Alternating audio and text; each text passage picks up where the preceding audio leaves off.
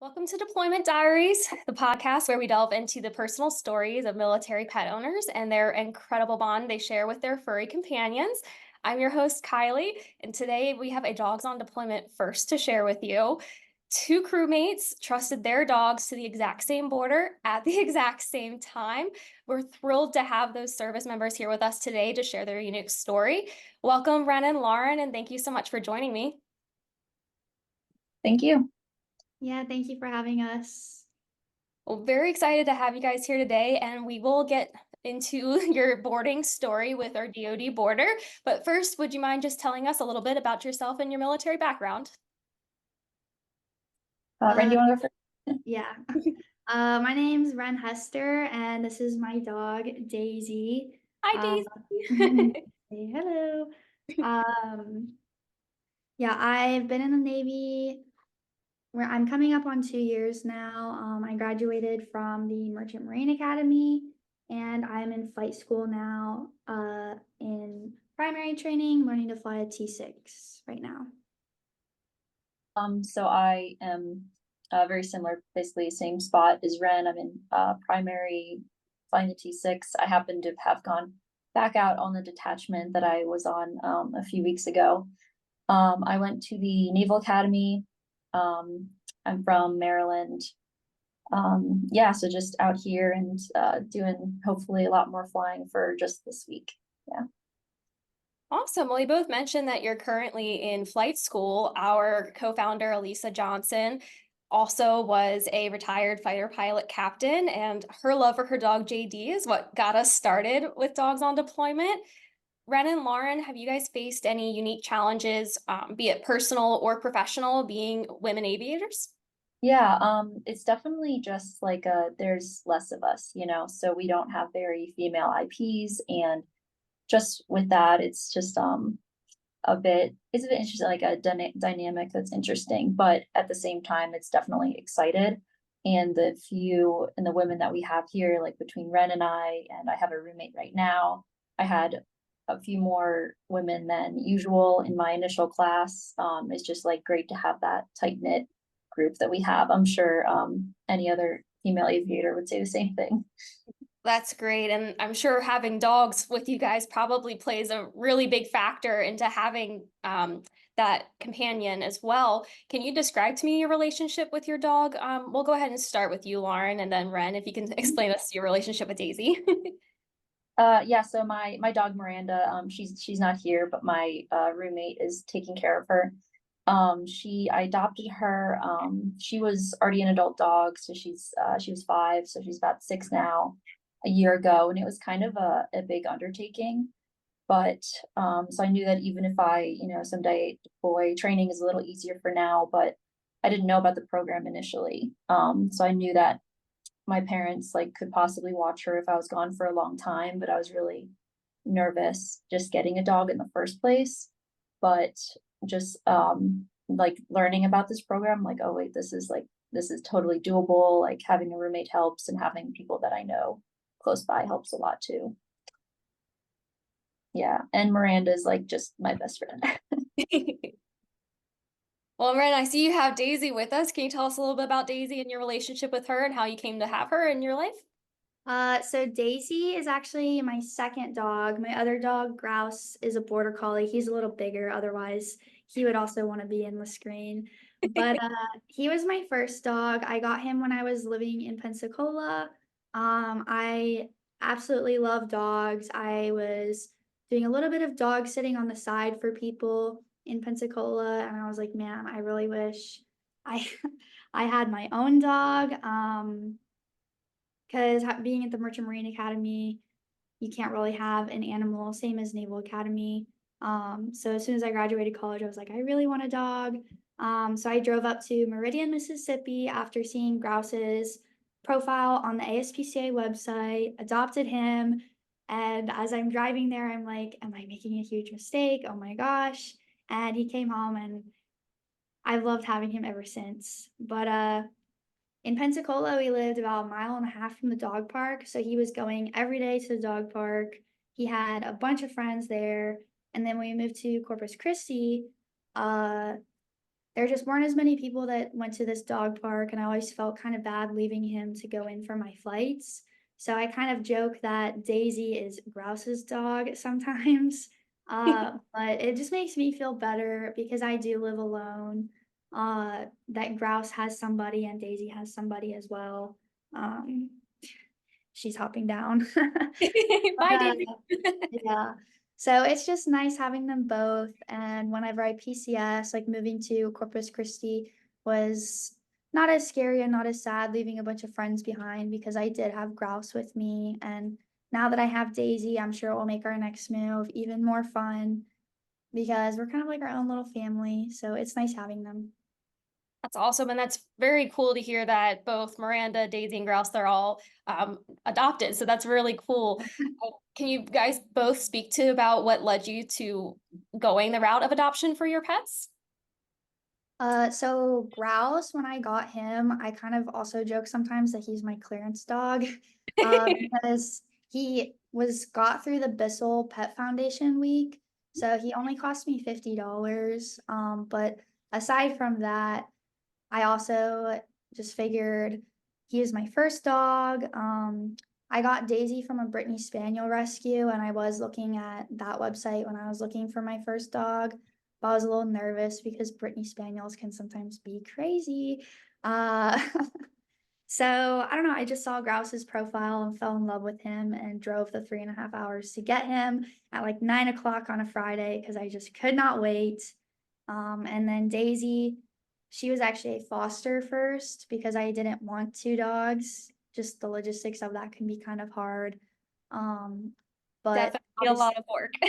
yeah, she did become a foster fail, obviously, as she is now mine. So, but Foster wouldn't fails do it are the another way. best. The foster fails are definitely the best. Lauren, Ah. what led you the route of adoption for Miranda? Yes, I am also a foster fail. So there was there was quite a wait before flight school in Pensacola. It's just kind of how the new system was working out.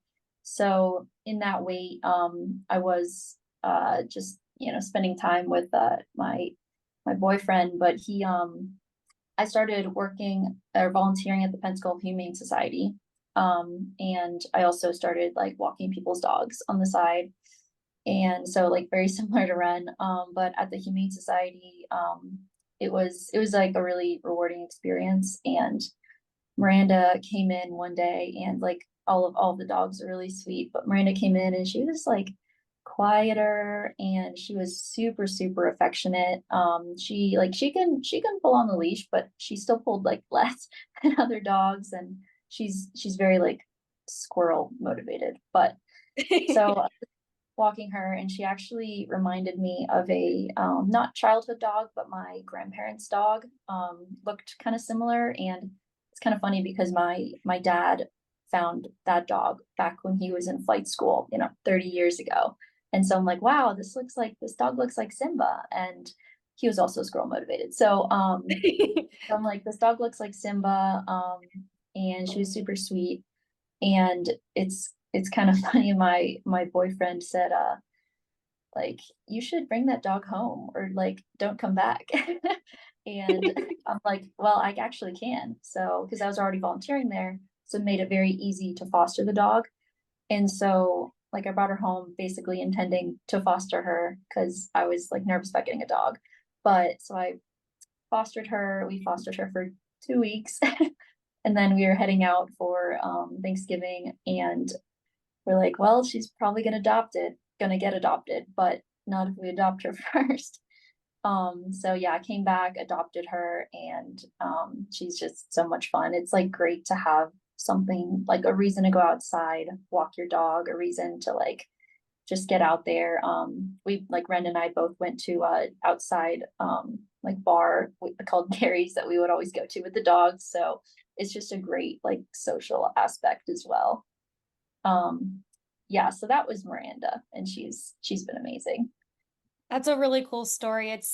I also have a rescue dog myself, so it's one of those really cool things to hear that, they seem to pick you And that's really awesome that you have such a cool, unique connection with your dog having a past memory and the flight school. It's also ironic. It's amazing.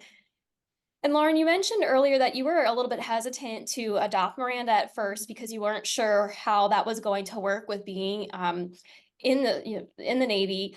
How did you originally first find dogs on deployment? Yeah, so it's kind of I don't know if I even know the exact name, but it's like a friend of a friend. I think it was actually an instructor that had used the program before that said, told another instructor and then told us that like this is a great opportunity because we were all going on the same detachment and we all like it was a long enough time where I didn't know like I wanted to like have someone watch her for that long of a time. And the other problem was is that we were all going, so or like all going at different times. And that's just, you know, the way the Navy and the military works sometimes. So yeah, I heard about it and it just was a quick so Ren actually like started the process first before me, but I told her about it first. So like we kind of worked together to make it work for like all three of our dogs. That's awesome. And Ren and Lauren, did you look into any other options before dogs on deployment, or was that introduced to you first? For myself, I would never adopt a dog being active duty military without having a plan in place for when I was going on deployments. I just honestly didn't know detachment was a thing. So my family is the one that would watch my dogs when I get deployed. So it was pretty much dogs on deployment or go home over Christmas time and leave them there. And I would have to get leave approved to go get them. So I could have been without my dogs for 6+ months and have to wait to get them until I'm completely finished primary. And to me, like, even in the months when my dogs were gone, there was a noticeable difference. I think, like, once I got them back, my flying even improved, in my opinion. But yeah, so that was pretty much to me. I really didn't want to leave them at my family's house just because it would have taken so long to get them back, and it was very uncertain when that would have been. Understandably so, not having that support system, the bond pets have, be it for service members or otherwise, is absolutely astounding. So thank you for touching on that. And I know, Lauren, you mentioned that you introduced Ren to dogs on deployment first, but then Ren, you did a lot of the footwork. What did that look like as far as how did you both come to use the same boarder at the same time for detachment? So it was actually kind of funny. Lauren mentioned that she was having problems finding a boarder. And I was like, well, my dogs love Miranda. How crazy would it be if they went to the same place? But I was like, well, I don't want my boarders to feel overwhelmed. Like they have to take her. I'm not going to ask. I don't want to be rude. But my boarder, Miss Chrissy, actually saw Lauren's profile on Dogs on Deployment and asked me if it was okay that Miranda joined. And I was like, is it okay? Like, absolutely. They play together all the time at the dog park. Like, this is best case scenario for me. So it was kind of our boarder that initiated it. That's awesome. And Lauren, how did that make you feel knowing that Miranda was going to be going with both Daisy and Grouse? Yeah, I knew she would have a good time. And just how Ren had talked about Chrissy and the fact that she reached out to us just meant a lot. And yeah, I wouldn't say I had like too much trouble finding a boarder. I think it was just like me reaching out, and there were a couple like that could have maybe worked.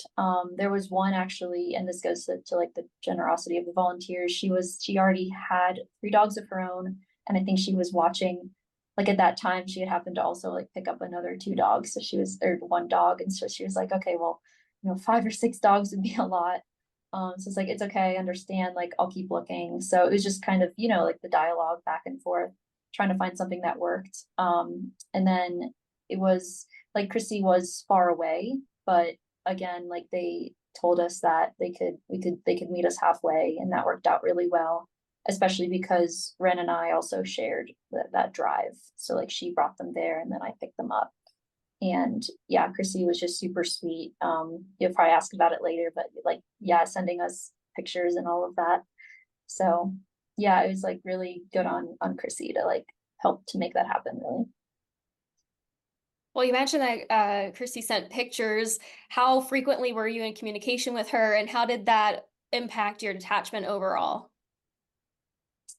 Yeah, she sent us pictures like almost daily in the beginning. There were some times where she had family things going on that it was like less frequent, but it would still like she was always like picking back up. And with all of the dogs with videos, I discovered something new about Miranda is that she really likes playing with hoses. Oh So my like gosh. I can send pictures afterwards, but she just loved chasing the water and she makes some goofy faces. So That's awesome. Yes, we would definitely love to see them. Please share. Ren, did you learn anything new about Daisy and Grouse, or what was your communication like? Were you receiving those same photos and videos as well? Yeah, I feel like I was also getting them pretty much daily. She was really awesome about it. And obviously I was really sad. So anytime I got the pictures, I was like, thank you. Like I needed this. Yeah, and I know there was a brief period of time where they had to take a plane, go to another state to be with their family, and she was so communicative with me about how their family friends stepped in to watch our dogs. And so while I didn't have their number and they didn't send me pictures for those 3 days, she was still like gave me all the information, told me everything when she's balancing other things as well. So I was really impressed overall, very grateful as well. So you mentioned that she did have some family friends step in to watch the three of them while they were gone. Did you discuss that plan beforehand, what that would look like if she needed to go away for the weekend, or was that a plan that was kind of made on the fly? In our care plan, we do have the boarding place like predetermined. But because she was so far away, I think it would have still been like a 3 hour drive for her. So we didn't really discuss it beforehand, but I was okay with it. I really did. I pretty much told her, like, I trust your judgment, whatever you need to do. Like, I left them with you for a reason, you know? But she told me everything that I needed to know, and I knew they were safe. So it all worked out. With being gone, can you describe that peace of mind that you had knowing that your dogs were being cared for together, but especially given that unique situation that you were both gone at the same time? yeah, so the detachment, it was interesting because it was like 3 week period and then coming back and another 3 week period, but we didn't, the dates. So there was a maybe 2 3 month period of possibly being gone. And so it's like instead of going back and forth with something, like it was easier to just make it like a whole time frame kind of thing. So yeah, and I just like having the dogs like not having to like move around too much was big. Lauren, can you share, are there any heartwarming stories with you being reunited with Miranda after coming back from detachment? I know you said that it was easier to just, you're gone and then back and then gone again. What was it like when you finally were able to reunite with Miranda? Oh, it was great. I like Austin and I hope that I could like stay there for a longer time, but it was just a quick because like I didn't know how busy I would be and I was like pretty busy. I had to like come back for more ground school, but we met up at a really like nice dog park. There were tons of dogs there. So I just walked over and I was starting to like look around for them. And I got a video both. I'm like trying to take a video of them as I'm going, but Chrissy actually took the video for me. And I think I don't all the dogs like saw me and then they just like one by one started running to me and just like licking my face. So that was pretty awesome. Then I also took a video of my boyfriend reuniting with the dog too, and like she's just all wagging tails, and all the dogs were so excited. So Well, when you say all the dogs, was that Daisy and Grouse included? yes, yeah, I guess they recognize me too. That's awesome. And Ren, what was it like with you reuniting with Daisy when you finally came back from detachment? Lauren is the one that picked them up. So she just came over to my house and they just kind of came charging in through the door like any other day before they left. But obviously they were like really excited, as was I. So it was just really nice. It was very exciting. We were all super happy. But yeah, I was just happy to have them back. Well, and when you reunited with Daisy, she had recently been declared as Dogs on Deployment's 2024 American Hero Pet of the Year and Mascot. What was it like reuniting with her, knowing that that had just been decided? Yeah, that was kind of crazy. I really did not think that we were going to win. I was like, well, it would be cool if we even finish in top 25 because Grouse has like a little tactical vest. He could wear one of the patches on it. That was really like what I was thinking. But when she won, I was like, oh my gosh, this is crazy. My dog is famous. And it also just felt really good because the organization and brand is where I got Daisy from. I told the people who gave her to me when I fostered her that she was entered, and just that community alone, they voted, like so many people of them voted for Daisy. And then all of my friends, my family members, I was just kind of blown away by the amount of people that cared about, I don't know, me being able to be with my dog and like caring about me being an active duty service member with a dog. Like, I don't know, I was just kind of blown away by the amount of people that actually cared, I guess. Absolutely. Well, congratulations on Daisy being selected. We're very excited to see what the next year holds, and we'll have more coming up throughout the year regarding that. But in regards to using dogs on deployment, you mentioned that you were surprised at how many people cared. With that being said, would you consider using dogs on deployment again in the future? I definitely plan on it now that I know more about it. That's kind of why Daisy and I really want to like help the program grow as well, because it was like Chrissy was amazing. We loved having her as our boarder. But like we mentioned, she was, I think, like 6 hours away. So granted, we do live in Texas, so I don't know if that's normal for Texas. But I don't know. I just hope other people can have such good experiences as well. And I know there will definitely be more detachments. There will be steer school eventually as well in the future. And those are short training periods where I'll be away from my family. So I'll be in the same exact situation a couple years from now. And hopefully this organization will be there to help us again. And Lauren, would you consider using dogs on deployment again in the future for Miranda? And if so, what advice would you give other military pets owners who might also be considering using our services? Absolutely. It was like really, really a blessing.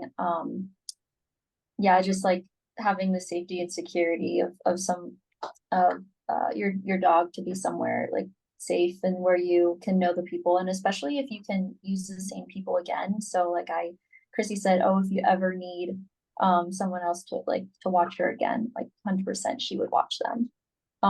Like I would love to, and obviously we're in the stage now where I would love to someday watch other people's dogs and give back that way. And I just hope that like doing this and all that like Daisy has come to symbolize, I guess, just helps your program grow and helps more people get involved on both sides, both the volunteers and people that like need that like safe space for their dog. Yes, we're very excited. So thank you so much for both speaking to your experience today. Before we wrap up here, is there anything else that you would like to express or share about your experience with dogs on deployment, or anything that you would like to relay to other service members who may also want to look into using dogs on deployment for their own needs? I would just say definitely do it. It was a phenomenal experience for us. But also just start as soon as possible. I think I started a month before. Um, yeah, like a month before we were supposed to leave. So it did take a little bit of coordination, just trying to find someone with two dogs. Like I said, the logistics of that, like I had a couple people who just weren't, maybe like there was an older couple that they just weren't able to facilitate two dogs, which is understandable. And Daisy has a lot of energy. So I needed somebody who had a fence that she wouldn't jump or was able to watch her when she goes out. So there were a couple people who, unfortunately, I couldn't use them just because they had a doggy door with a fence that was too short. So if your dog, like, I wouldn't say that my dogs even have special needs, but if they have special needs such as jumping a fence, just get on the applications early so you can find someone that works, because Chrissy made this phenomenal for us. With Well, Miranda, so like I couldn't let her like stay with someone with a cat because she's also like same with squirrels and cats and birds. I don't think it would work out very well. So just that was another thing. And I agree with just reaching out early so that you can contact as many people as possible and then match with like someone who works out for you the best. And I know you mentioned Chrissy was quite a good bit away. Would you recommend to other service members maybe expanding the net and looking at other borders that might not necessarily be close to them? I would for Yeah, sure. Yeah, I know I kind of bullied my parents into starting a profile, and unfortunately, they just really don't live anywhere close to any bases, but they have the perfect setup for a dog to board. So some people might want to help. It's just if you're willing to drive maybe an extra hour or two, and like Chrissy, they might even be able to meet you halfway. The border like makes a world of difference. So Lauren, were you happy with going with a border that was so far away? Yeah, I was definitely trying to find ones that were closer at first, but especially when I was just talking to Ren and we said, you know, we would split it up and all of that. It just made it so much easier, and the drive, especially for them being away for so long, like that kind of drive wasn't just became not really a big deal. So I would have driven further if I had to, but so it worked out just fine. And my parents are in Maryland, so that was not an option for driving. They didn't want to drive 24 hours to Texas? Yeah. Well, thank you so much for joining us today and sharing your experience. We really appreciate your time, and we're very excited to have Daisy as the American Hero Pet of the Year. And we look forward to hopefully continuing to offer our boarding services for Miranda, Grouse, and Daisy in the future. awesome. Thank you guys so much. Yeah, thank you for talking with us.